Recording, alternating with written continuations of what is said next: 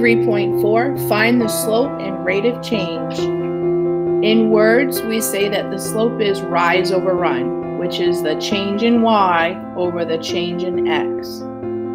We can use symbols by saying that the slope equals y2 minus y1 and divided by x2 minus x1. Here on the graph, we can start at a point and then we can rise and run to the second point to tell us what that slope is. Find the slope. So slope is rise over run. I'm rising 4 and running 6. Rise 4 and run 6. And so the slope here then is 2/3. Starting at the top point, so we are going rising -6 and running 3. Rising -6 means you're going down. The slope equals rise -6 and run 3, which equals -2. Example C, we have 1, 2, 3, 4. So we're rising 1, 2, 3, 4, rise 4, and we're not running. So that would be over 0. And anything over 0 is undefined. That would be undefined slope. On example D, starting at the first point, we're not rising at all. We're not rising up, we're not rising down to get to the next point. So rise would be 0 divided by running 1, 2, 3, 4, 5, 6. 0 over 6 is a real number. I can have 6 pieces of pizza, but choose not to take any. 0 out of 6 slices. That equals 0. Here on this one, how can you have 4 slices of nothing?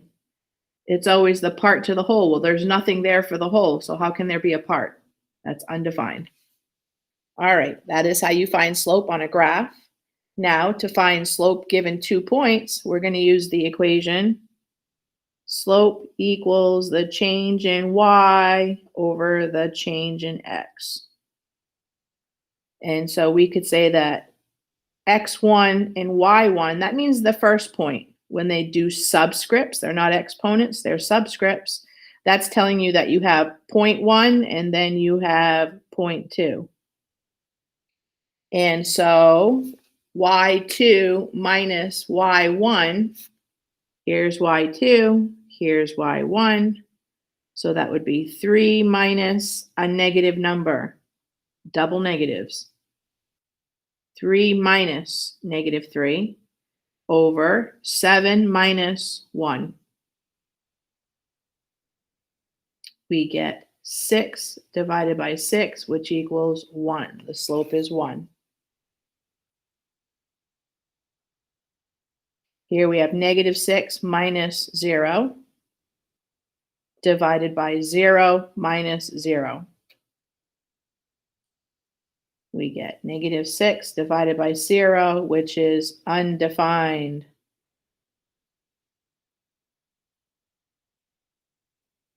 Example G, -1 minus 1.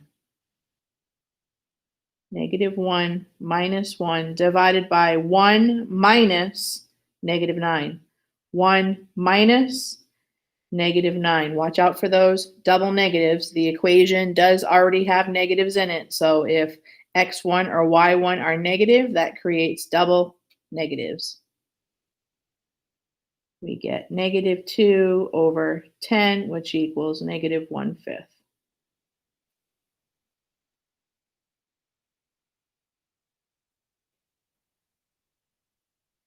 We can see that we're going from left to right, and so this would be like going up a hill. This is positive slope.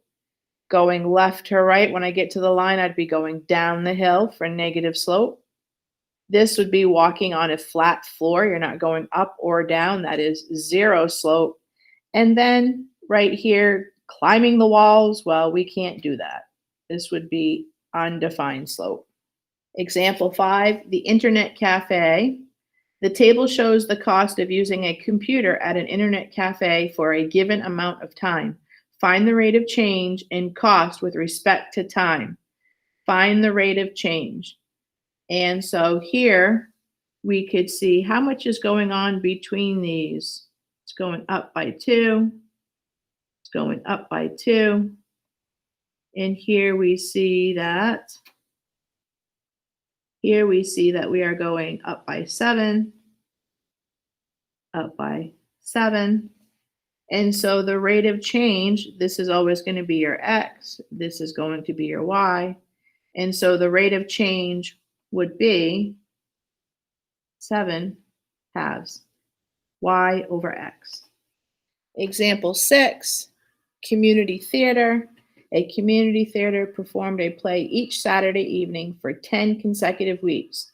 The graph shows the attendance for the performances in week 1, 4, 6, and 10. Describe the rates of change in attendance with respect to time. So we will go between 1 and 4. So looking between week 1 and 4, we see that our slope is going to be, let's see, the y value, 232 minus 124. And 4 minus 1. For week 4 to 6,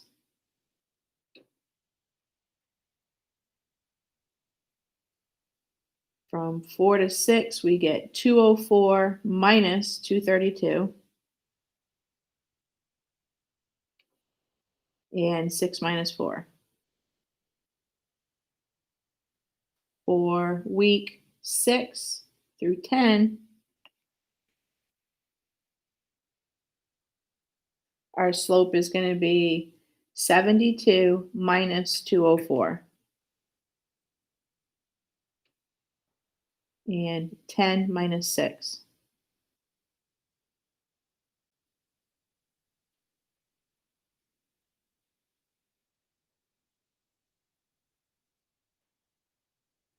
So we see after we simplify, we get 108 divided by 3, which equals 36 attendance per week. On the next one, we get negative 14 attendance per week.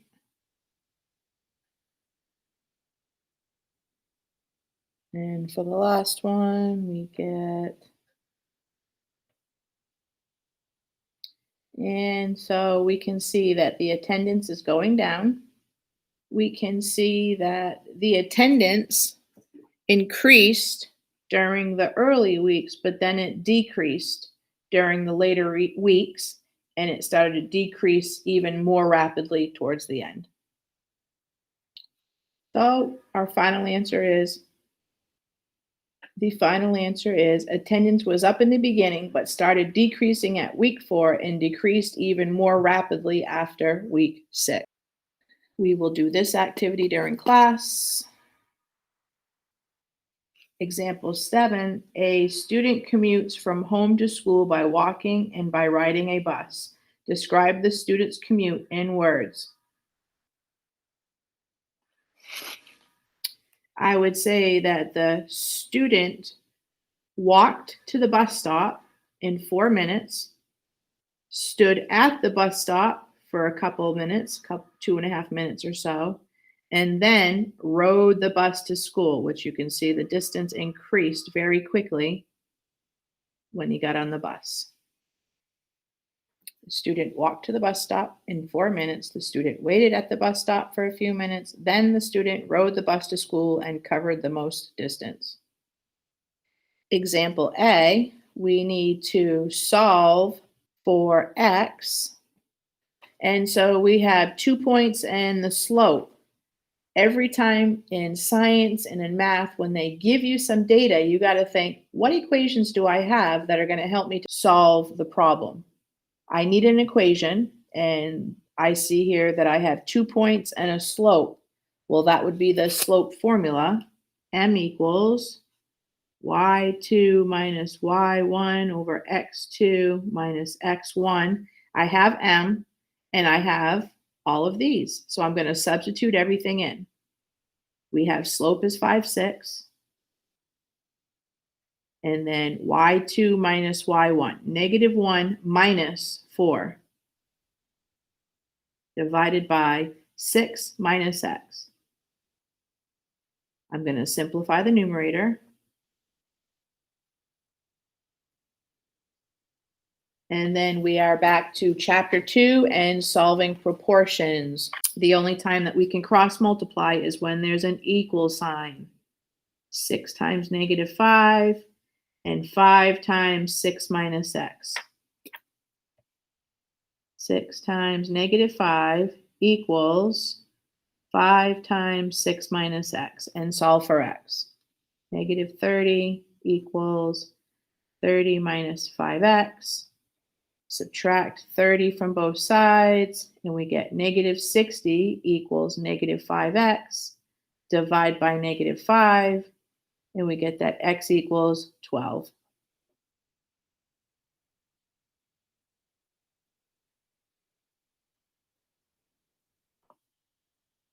All right, example B. Our slope is 8, and that equals 1 minus y, divided by negative 2 minus 0. So we're going to simplify what we can, and then we are going to cross multiply. I can make 8 a fraction, and we get 8 times negative 2 is negative 16 equals 1 times 1 minus y. Distributive property.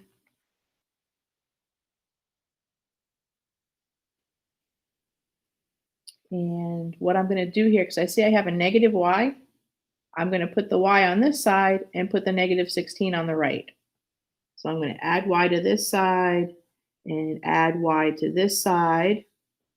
And at the same time, I'm going to add 16 to the left and add 16 to the right to shift the negative 16 over to the right. We get y equals 17. M equals 3/5, so slope equals y minus 4 divided by negative 5 minus 5. Simplify what you can. Negative 5 is negative 10, and then cross multiply. 3 times negative 10 is negative 30. 5 times y minus 4.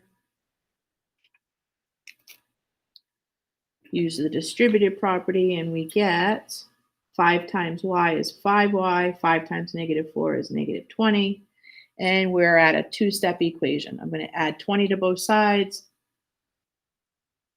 and we get negative 10, and then divide by 5, and we get negative 2.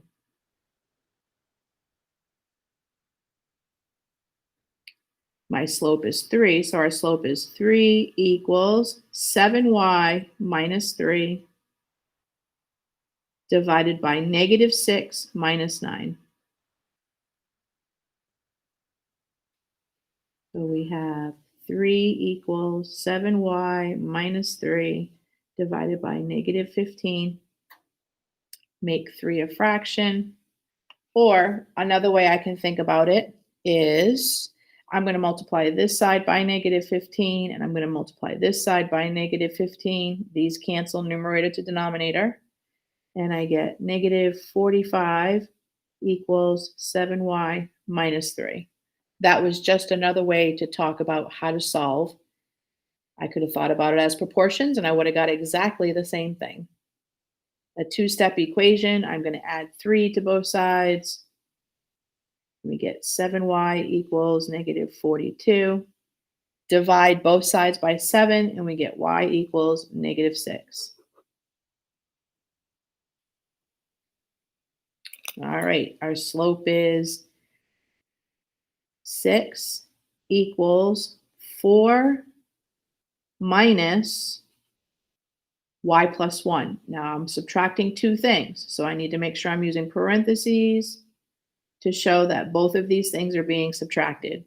Y2 minus y1 divided by 0 minus -3.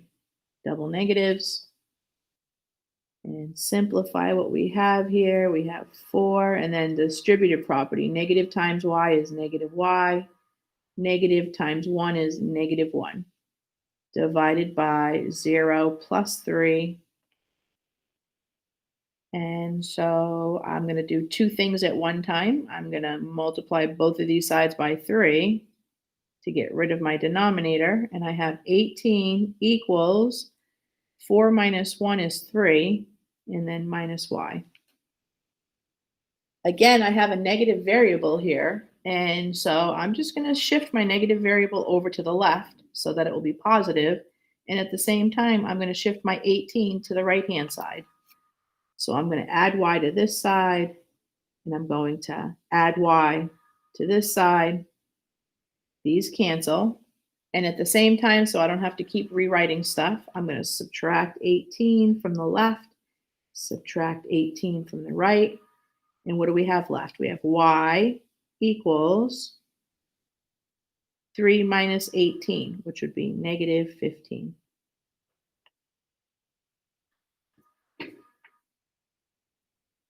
Last one.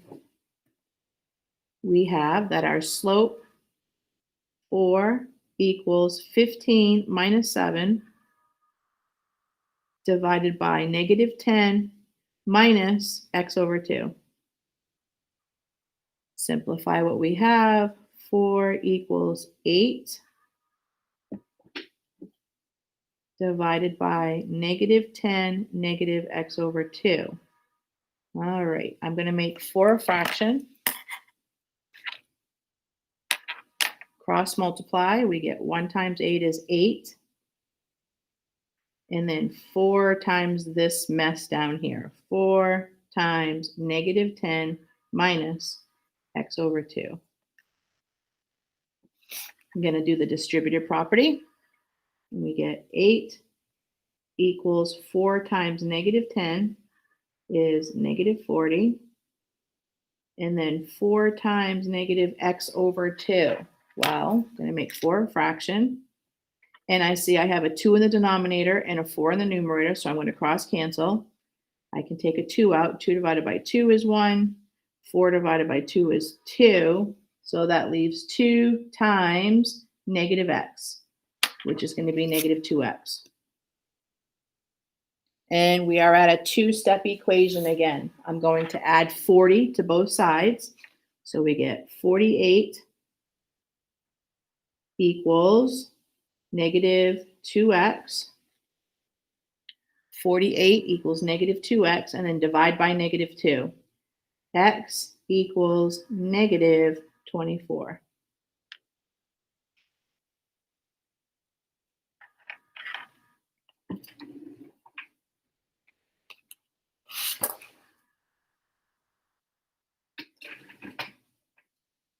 I can find slope in 4 ways: from a graph, from a table, from ordered pairs, and from an equation.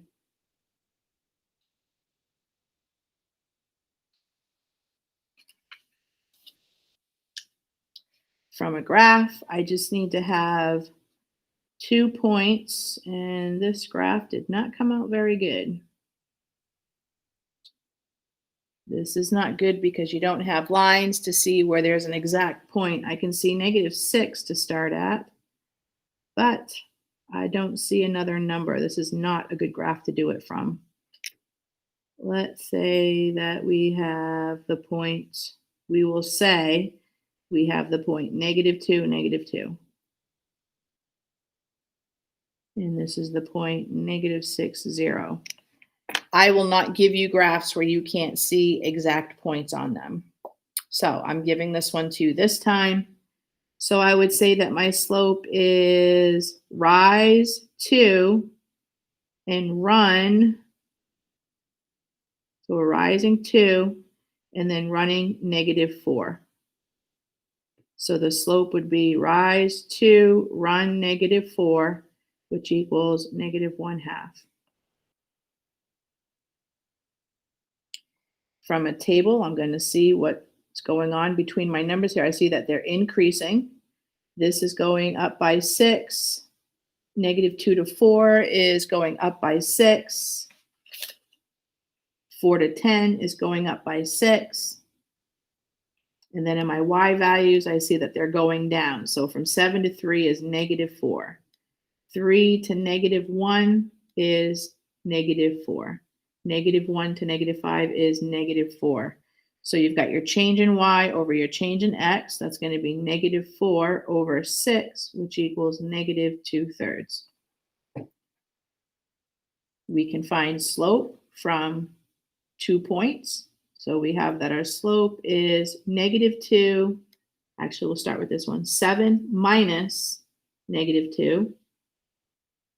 Double negatives, that's our y value. And then we started here at this one, so I need to start here for the x. -3 minus 5. You need to make sure that you're always going in the same direction. I started with the second point and went to the first point. I could have started with the first point and went to the second point. Whichever way I go, I need to make sure that I'm going in the same direction.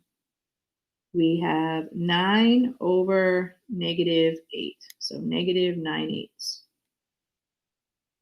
Those are the ways that we learned today. Tomorrow we're going to learn about slope intercept. The slope here is what is in front of the x. Y equals something of x. This is your slope here. -1/5. What is the slope in front of this x? I see a negative. Is there anything else there? Yes, it's understood to have a 1. So that would be -1. And in front of this x, it would be 1/2, 0.5. Those are the different ways that you can find slope.